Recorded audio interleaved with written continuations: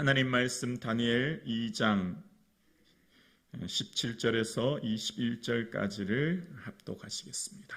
다니엘 2장 구약성경 1233면입니다. 2장 17절에서 21절을 우리 함께 살아계신 하나님 말씀을 고백드리겠습니다. 함께요.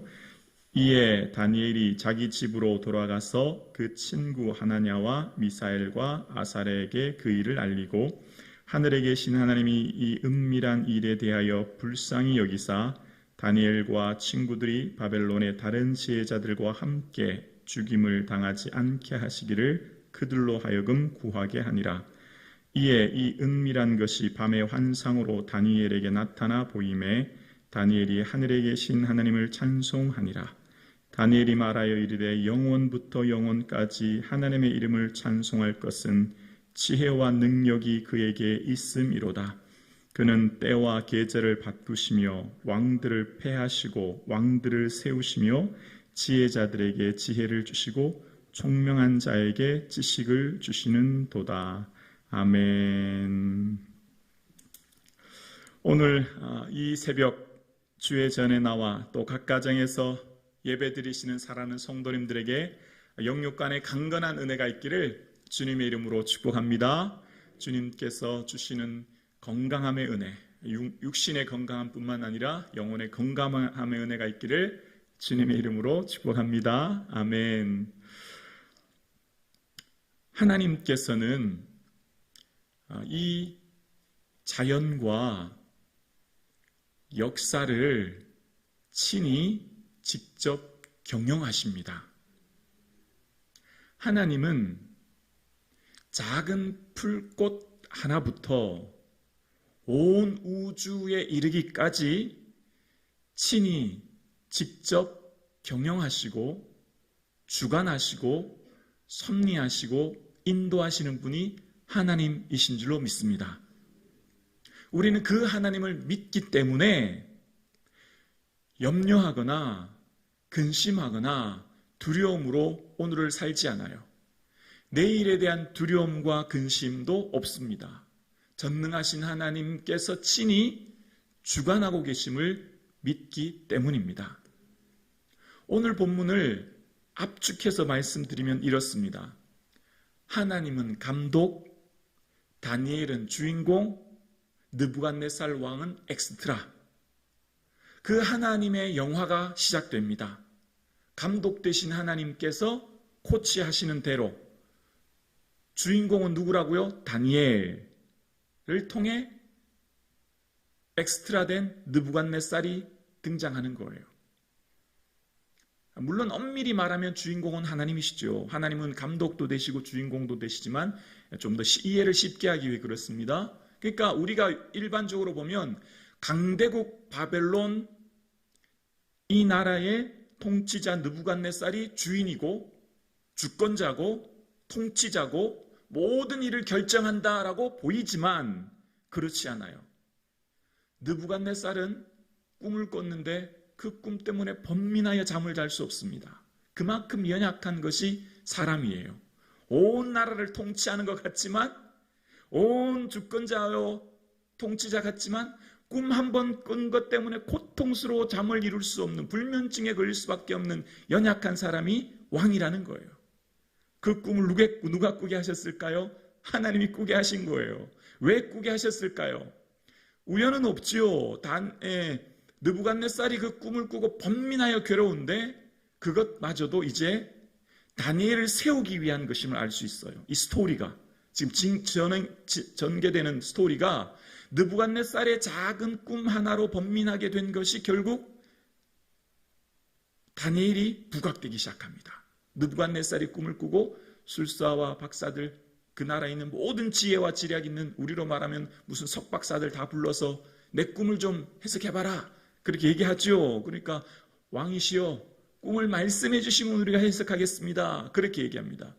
그렇지 않습니까? 꿈을 들으면 이렇게 꿈을 해몽하고 풀이기는 쉬운데 왕은 얘기하지 않습니다. 내가 무슨 꿈 꾼까지도 너희들이 알고 해석하라는 거예요. 내가 무슨 꿈 꿨는지도 말하고 그 꿈을 해석하라고 하니까 사람들이 당황하기 시작합니다. 그러니까 다시 또 얘기하죠. 왕이시여, 꿈을 이야기해 주시면 우리가 해석하게 드리겠습니다. 그러니까 이 왕이 너희가 시간을 지연하려고 하는구나 라고 하면서 막 화를 내면서 술객과 박사들을 몸을 다 죽이라 뭐 이런 명령을 내립니다. 그 사람들이 뭐라고 하죠?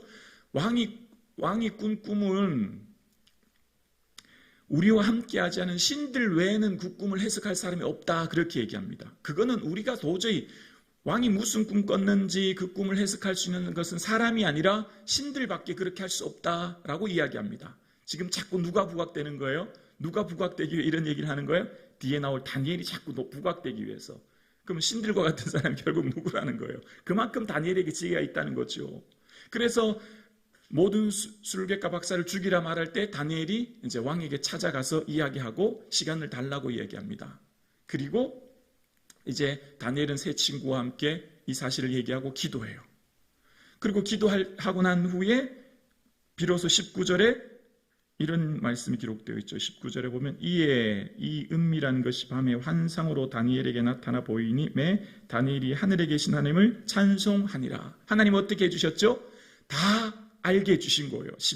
은밀한이라고 하는 것은 이 원어의 뜻은 신비한이라는 뜻인데 왕이 무슨 꿈 꿨는지 그 꿈이 어떤 의미인지 또 앞으로 그것이 어떻게 이루어질 것에 대해서 정확하게 하나님께서 어떻게 하셨다고요? 다 알려주신 거예요.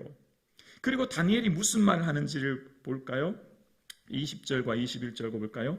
다니엘이 말하여 이르되 영원부터 영원까지 하나님을 이름을 찬송할 것은 지혜와 능력이 그에게 있음이니로다. 하나님은 영원하신 분이라는 거예요. 자, 21절 함께 고백합니다. 시작. 그는 때와 계절을 바꾸시며 왕들을 패하시고 왕들을 세우시며 지혜자에게 지혜를 주시고 총명자에게 지식을 주시는도다. 아멘. 놀라운 고백이에요. 하나님은 자연과 때와 계절은 뭐죠? 자연이죠. 이 자연과 왕들을 세우고 패하는 건 뭐죠? 역사죠. 하나님은 자연과 역사를 주관하고 경영하시는 분입니다. 아멘이십니까?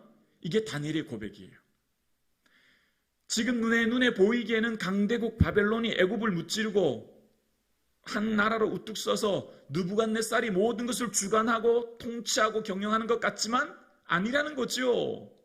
하나님은 때와 계절, 자연을 그리고 왕들을 세우시고 패하는 것, 역사를 친히 경영하시는 분이 하나님이십니다.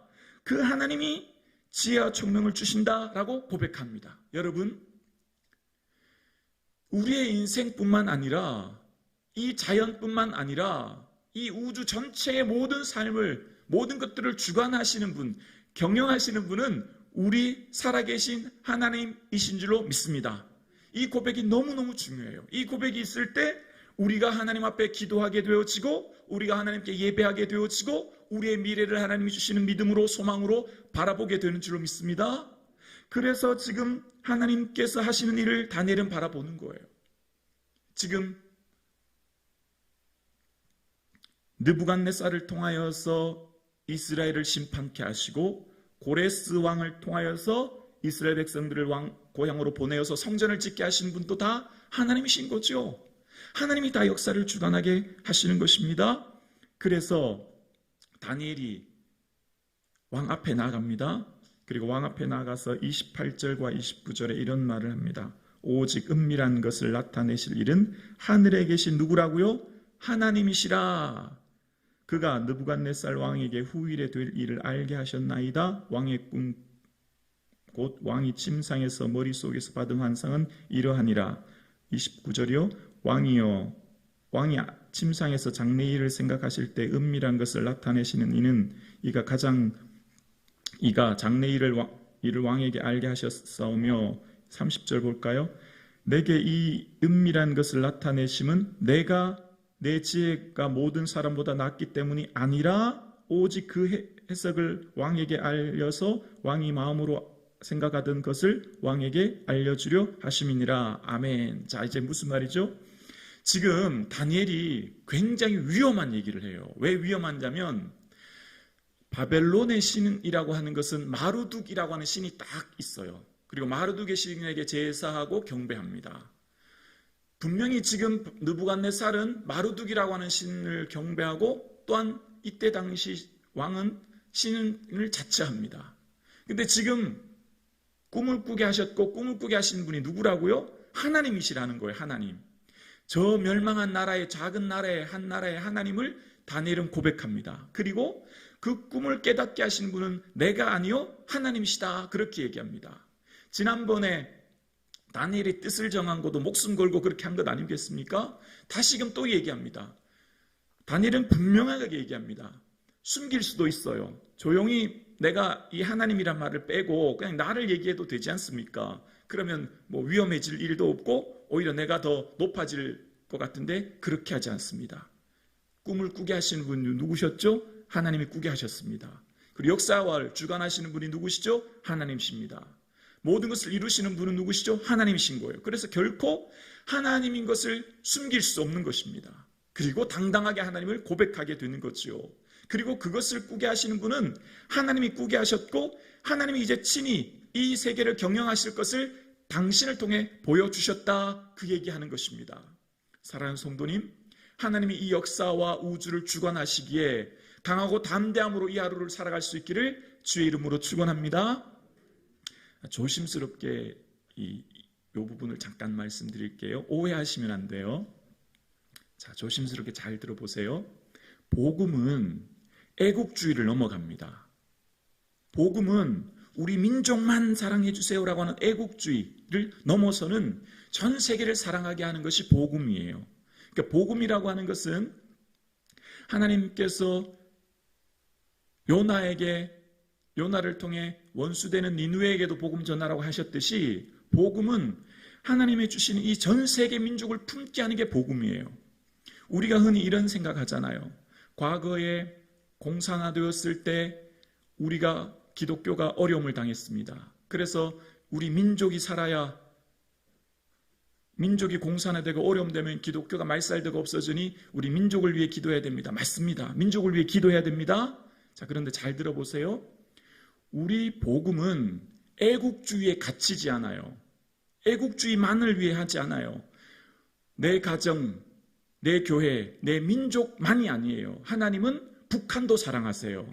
아멘이십니까? 잘 들어보세요. 하나님은 대한민국만 사랑하는 게 아니에요. 잘못하면 우리 민족만이라고 하는 협소한 애국주의에 빠지는데 그걸 넘어서는 거예요. 하나님은 북한도, 일본도, 중국도 온 세계를 사랑하시죠. 그래서 우리 민족을 통해 제사장 나라가 되어서 먼 모든 민족에게 복음 전하기 위한 것이 하나님의 마음이에요. 그렇죠? 그런데 혹 어떤 목사님들이 설교할 때 정치를 강단해서 설교하는 경우가 많아요. 정치를 가지고 우리나라가 지금 주사파 때문에 공산화되어 망하게 생겼다. 그래서 여러분은 움직이고 행동해야 된다. 그러니 빨리 광장으로 나오라. 그리고 헌금하라. 이렇게 설교하는 몇몇 분의 목사님들이 계세요. 그런데 그게 맞기도 하지만 잘못될 위험도 있어요. 왜 그럴까요? 하나님은 우리 민족만을 위해 우리 민족만을 사랑하는 것이 아니라 북한도 사랑하시고 중국도 사랑하시고 일본도 사랑하시는 요나를 통해 원수국 니느웨에게 복음 전하라고 하셨고 요나는 싫어하셨지만 하나님은 결국 그들을 회개케 하셨던 것처럼 복음은 애국주의와 이런 협소한 우리 국수주의에 빠지는 게 아니라 전체를 사랑하시는 하나님의 품을 하나님의 세계 경영을 보게 하시고 그 세계를 향한 복음 전도의 마음을 넓게 하여 주시고 모두를 품게 하시는 것이 복음인 줄로 믿습니다. 아멘이십니까? 제가 말씀드린 걸 오해하시면 안 돼요. 그러면 뭐 나라와 민족을 위해 기도하지 말란 말입니까? 뭐 이렇게 사랑하지 말란 말입니까? 이런 뜻 아닌 거 아시죠? 사랑해야 돼요. 기도해야 됩니다. 그러나 우리의 시야와 눈이 협소해지면 안 돼요. 말씀은 하나님 마음을 깨닫게 하는 거죠. 하나님 마음을 깨닫게 되면 어떻게 되죠? 하나님의 시야로 세상을 보는 거예요. 말씀을 깨달으면 성경은 우리로 하나님의 시야로 나와 세상을 보게 하는 게 성경이죠.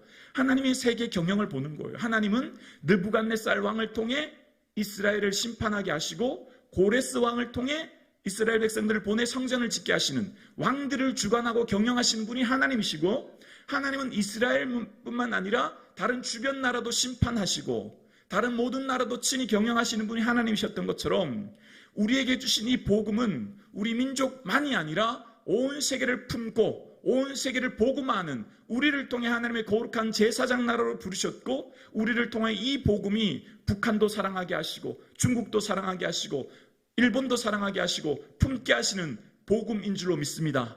그래서 우리의 복음은 내면의 불만과 불평과 적개심을 품게 하고 상대편을 미워하고 이렇게 하는 게 복음이 아니에요. 언제나 복음은, 성령님은 사랑의 맨띠로 하나 되어지게 하시고 평화하게 하여 주시고 하나님이 주신 마음을 품게 하시는 것이 주의 말씀의 은혜인 줄로 믿습니다. 그래서 사랑하는 성도님, 다니엘은 이 시야가 있기 때문에 두려워하지 않습니다.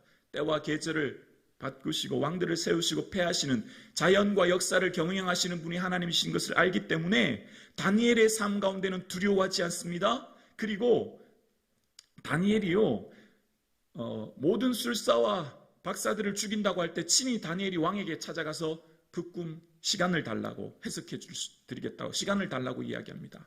그때까지만 해도 아직 환상을 보기 전이에요. 아직 응답받기 전이에요. 그러나 다니엘에게는 분명한 믿음이 있기 때문에 그 고백할 수 있는 거예요. 왕에게 먼저 찾아가서 내가 시간을 달라고 할 수 있는 힘은 어디서 나와요? 아직 내가 하나님 주신 환상도 보지 못했는데 어떻게 그 고백할 수 있어요? 하나님이 주관자임을, 하나님이 세계를 경영하심을 믿기 때문입니다. 여러분, 두려워하지 마십시오. 염려하지 마십시오. 이 세계와 이 땅 대한민국뿐만 아니라 이 모든 역사를 주관하시는 분이 하나님이시기에 여러분의 개인의 미래, 교회의 미래, 대한민국의 미래를 인하여 염려하지 마시고 하나님의 세계 경영하심을 바라보시며 하나님께 모든 것 내어 맡기시고 깨어 기도할 수 있는 그런 믿음, 담대한 믿음이 저와 여러분의 가운데 있어질 수 있기를 주의 이름으로 축원합니다. 그래서 오늘 우리의 삶이 내일에 대한 미래와 내일에 대한 두려움과 근심과 걱정이 아니라 하나님이 주시는 담대함으로 소망 가운데 살아갈 수 있는 이 힘이 저와 여러분의 삶 가운데 있어질 수 있기를 주의 이름으로 축원합니다. 기도드리겠습니다.